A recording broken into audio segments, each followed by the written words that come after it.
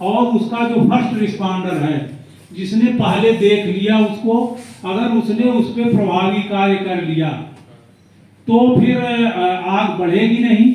और अगर वो भाग गया वहां से और सूचना देने में भी विलंब हुआ, क्योंकि जो पीजीआई की घटना है, पीजीआई के सड़क इस पार फायर सर्विस की एक फायर सर्विस स्टेशन भी है, तो वहां से मुश्किल से 5 मिनट में पहुंच गई गाड़ी।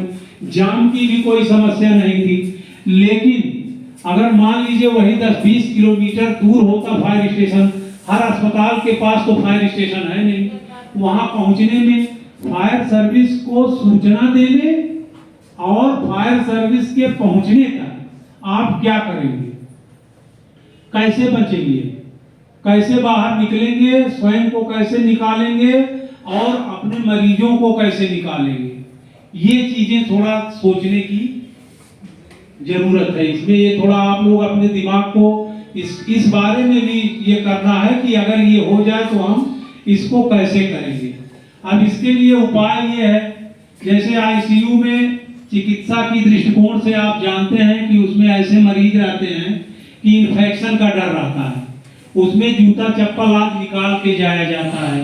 जंगले खिड़की बंद रहते हैं, वो खुले रहते नहीं हैं। लेकिन आग लगने पे, धुआं भरने पे खिड़कियों का खुलना आवश्यक है। जब आप खिड़की खुलेगी नहीं तो आपका धुआं निकलेगा कैसे और दम घुटने से और मृत्यु होगी। तो उसको खिड़की खोलने के लिए आप हाथ से उसको तोड़ोगे तो वो टूटेगा नहीं।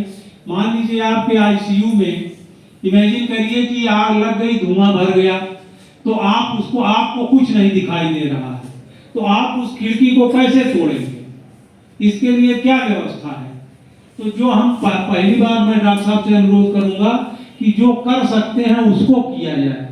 उसके जो कर सकते हैं हम लोग, जैसे उसमें एक सुझाव हमारा ये है कि आप एक छोटा हैमर, जिसे हथौड़ा कहते हैं, हाथ से नहीं टूट सकता है तो उसको एक वहां रखवा दिया जाए।